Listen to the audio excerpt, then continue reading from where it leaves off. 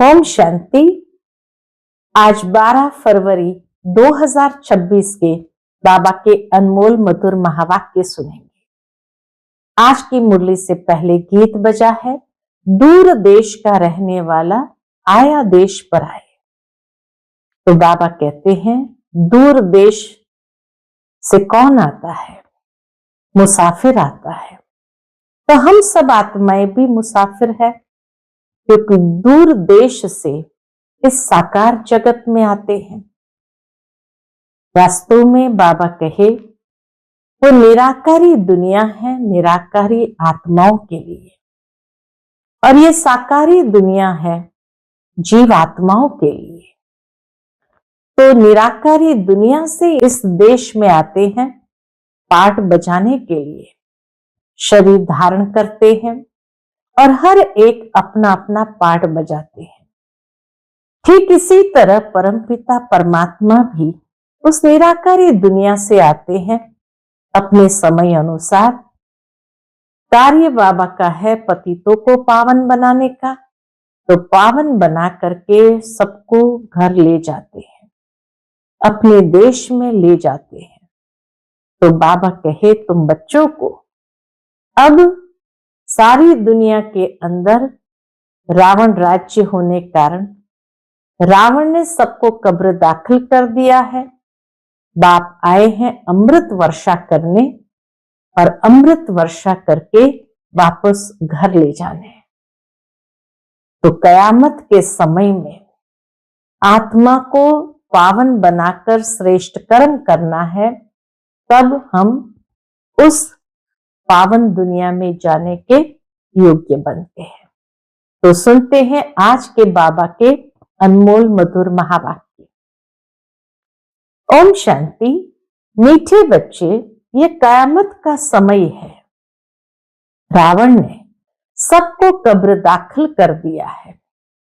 बाप आए हैं अमृत वर्षा कर साथ ले जाने। आज की मुरली से प्रश्न है, शिव बाबा को भोला भंडारी भी कहा जाता है, क्यों? उत्तर है, क्योंकि शिव भोलानाथ जब आते हैं तो गणिकाओं, अहिल्याओं, कुब्जाओं का भी कल्याण कर उन्हें विश्व का मालिक बना देते हैं। आते भी देखो पतित दुनिया और पतित शरीर में है, तो भोला हुआ ना। भोले बाप का डायरेक्शन है।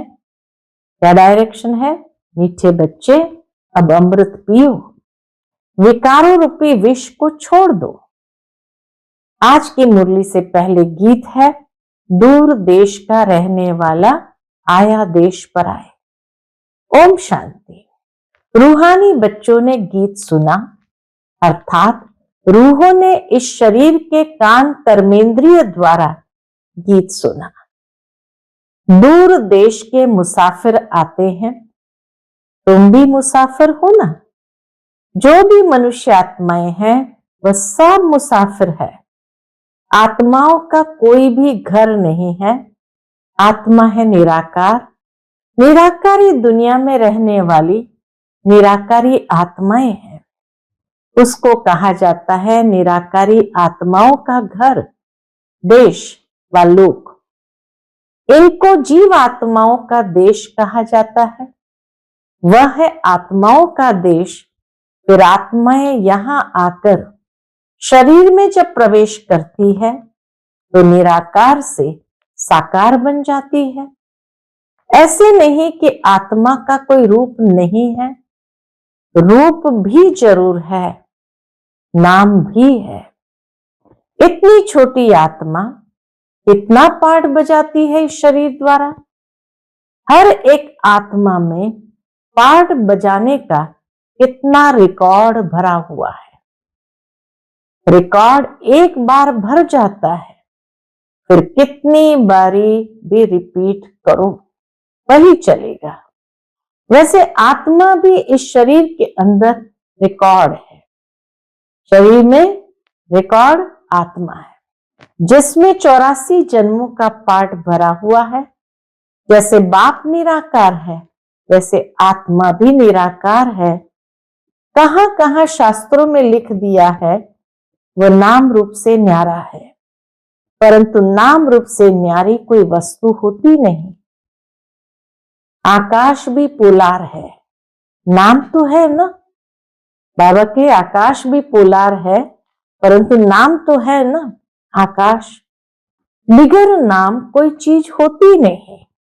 मनुष्य कहते हैं परम पिता परमात्मा। अब दूर देश में तो सब आत्माएं रहती है, ये साकार देश है, इसमें भी दो का राज्य चलता है, राम राज्य और रावण राज्य। आधा कल्प है राम राज्य, आधा कल्प है रावण राज्य। बाप कभी बच्चों के लिए दुख का राज्य थोड़ी बनाएंगे। कोई भी पिता अपने बच्चों के लिए दुख का राज्य थोड़ी बनाएंगे। कहते हैं मनुष्य क्या कह देते, ईश्वर ही दुख सुख देते हैं। बाप समझाते हैं मैं कभी बच्चों को दुख नहीं देता हूं, मेरा नाम ही दुख हरता सुख करता। ये मनुष्य की भूल है, ईश्वर कभी दुख नहीं देंगे। इस समय है ही दुख धाम। आधा कल्प रावण राज्य में दुख ही दुख मिलता है, सुख की रति नहीं, सुखधाम में फिर दुख होता ही नहीं। बाप स्वर्ग की रचना रचते हैं, अभी तुम हो संगम पर।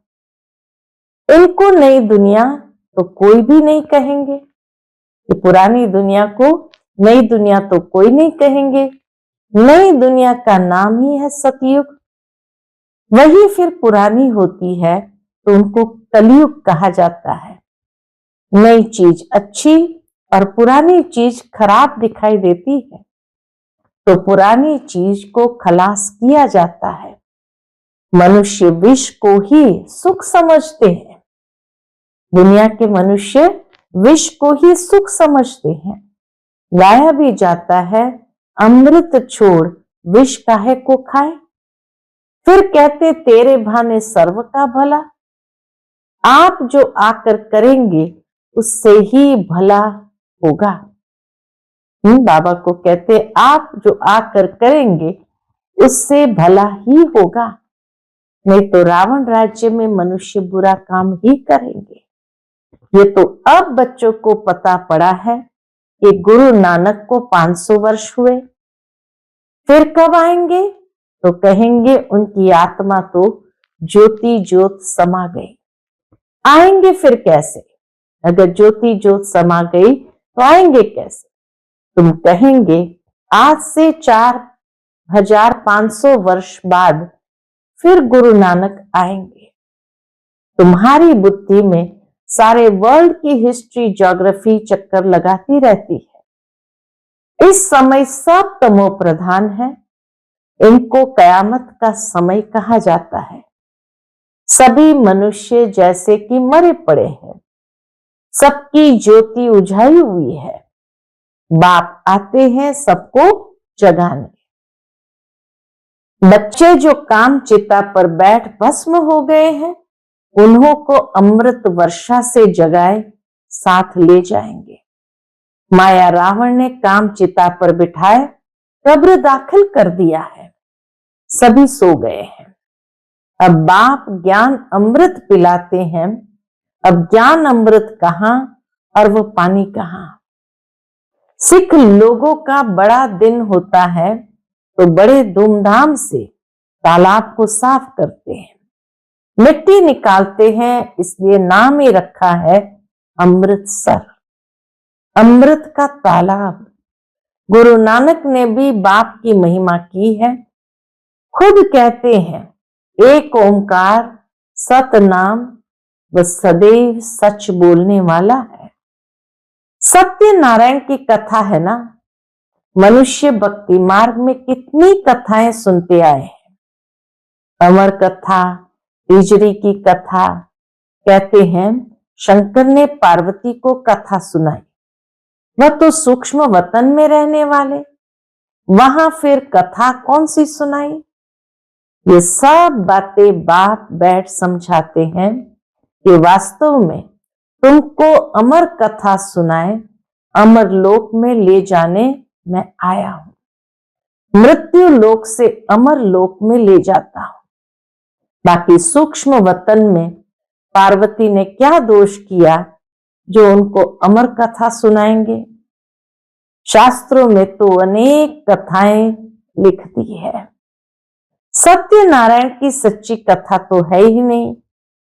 तुमने कितनी सत्यनारायण की कथाएं सुनी होगी, फिर सत्यनारायण कोई बनते हैं क्या और ही गिरते जाते हैं?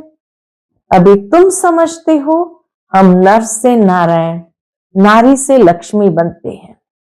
यह है अमरलोक में जाने के लिए सच्ची सत्यनारायण की कथा, तीजरी की कथा। तुम आत्माओं को ज्ञान का तीसरा नेत्र मिला है। बाप समझाते हैं तुम ही गुल गुल पूज्य थे, फिर 84 जन्मों के बाद तुम ही पुजारी बने हो, इसीलिए गाया हुआ है आप ही पूज्य आप ही पुजारी। बाप कहते हैं मैं तो सदैव पूज्य हूं, तुमको आकर पुजारी से पूज्य बनाता हूं। यह है पतित दुनिया। सतयुग में पूज्य पावन मनुष्य, इस समय है पुजारी पतित मनुष्य। सतयुग में है पूज्य पावन मनुष्य और इस समय है पुजारी पतित मनुष्य। साधु संत गाते रहते हैं पतित पावन सीताराम। ये अक्षर है राइट। सब सीताएं ब्राइड्स हैं, कहते हैं हे राम आकर हमको पावन बनाओ। सब भक्तियां पुकारती है, आत्मा पुकारती है हे राम। गांधी जी भी गीता सुनाकर पूरी करते थे तो कहते थे हे पतित पावन सीताराम। बाबा कहते गांधी जी भी गीता सुनाकर पूरी करते थे तो कहते थे हे पतित पावन सीताराम।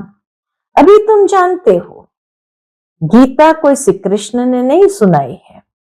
बाबा कहते हैं ओपिनियन लेते रहो कि ईश्वर सर्वव्यापी नहीं है। ये ओपिनियन सबको समझा करके लेते रहो। गीता का भगवान शिव है, न कि श्री कृष्ण। पहले तो पूछो गीता का भगवान किसको कहा जाता है? भगवान निराकार को कहेंगे व साकार को? श्री कृष्ण तो है साकार, शिव है निराकार। वह सिर्फ स्तन का लोन लेते हैं, बाकी माता के गर्भ से जन्म नहीं लेते हैं। शिव को शरीर है नहीं। यहां इस मनुष्य लोक में स्थूल शरीर है। बाप आकर सच्ची सत्यनारायण की कथा सुनाते हैं। बाप की महिमा है पतित पावन, सर्व का सदगति दाता, सर्व का लिबरेटर, दुखहर्ता सुख करता। ये बाबा की महिमा है। पतित पावन, सर्व का सदगति दाता, सर्व का लिबरेटर, दुखहर्ता सुख करता। अच्छा सुख कहां होता है? यहां नहीं हो सकता। सुख मिलेगा दूसरे जन्म में, जब पुरानी दुनिया खत्म हो और स्वर्ग की स्थापना हो जाएगी। अच्छा लिबरेट किससे करते हैं? रावण के दुखों से। ये तो दुखधाम है ना। अच्छा फिर गाइड भी बनते हैं। ये शरीर तो यहां खत्म हो जाते हैं, बाकी आत्माओं को ले जाते हैं। पहले साजन फिर सजनी जाती है। वह है अविनाशी सलोना साजन। शिव बाबा है अविनाशी सलोना साजन। सबको दुख से छुड़ाए, पवित्र बनाए, घर ले जाते हैं। शादी कर जब आते हैं तो पहले होता है घोट, पति, पीछे में ब्राइड यानी पत्नी रहती है। शादी करके जब घर में आते हैं तो पहले होता है पति, पीछे में उसकी ब्राइड पत्नी रहती है, फिर बारात होती है। अब तुम्हारी माला भी ऐसी है। ऊपर में शिव बाबा फूल, उसे नमस्कार करेंगे। फिर युगल दाना ब्रह्मा सरस्वती, फिर हो तुम जो बाबा के मददगार बनते हो। फूल शिव बाबा की याद से ही सूर्यवंशी विष्णु की माला बने हो। ब्रह्मा सरस्वती सो लक्ष्मी नारायण बनते हैं, लक्ष्मी नारायण सो ब्रह्मा सरस्वती बनते हैं। इन्होंने मेहनत की है तब पूजे जाते हैं। कोई को पता नहीं है माला क्या चीज है, ऐसे ही माला फिरते रहते हैं। 16,108 की भी माला होती है, बड़े बड़े मंदिरों में रखी जाती है।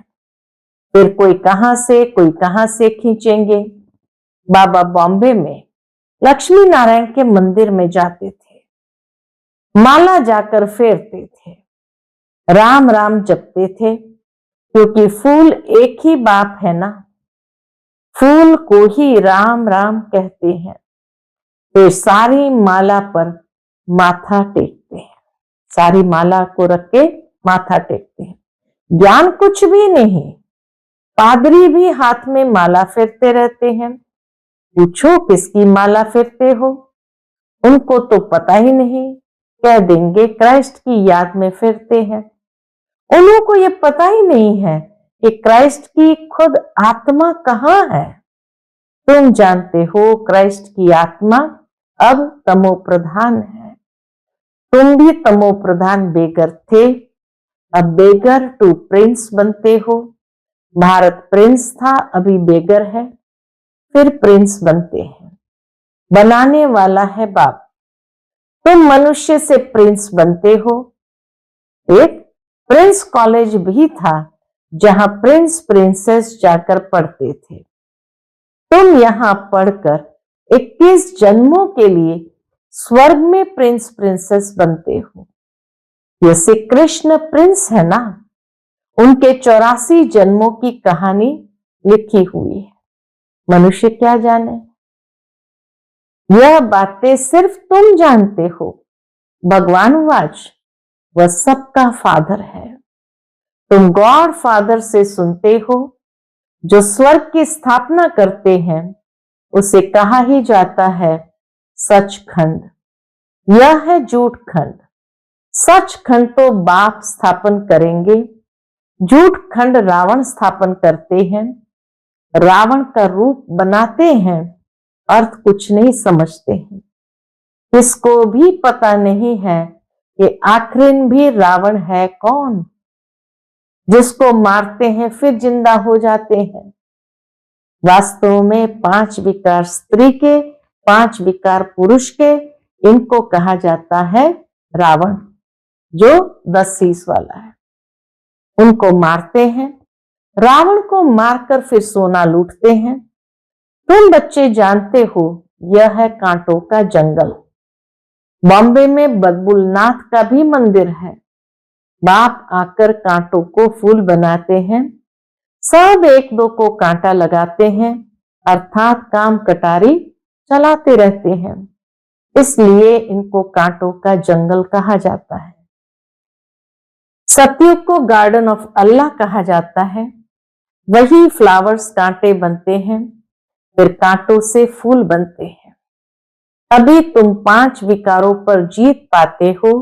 इस रावण राज्य का विनाश तो होना ही है, आखिर बड़ी लड़ाई भी होगी।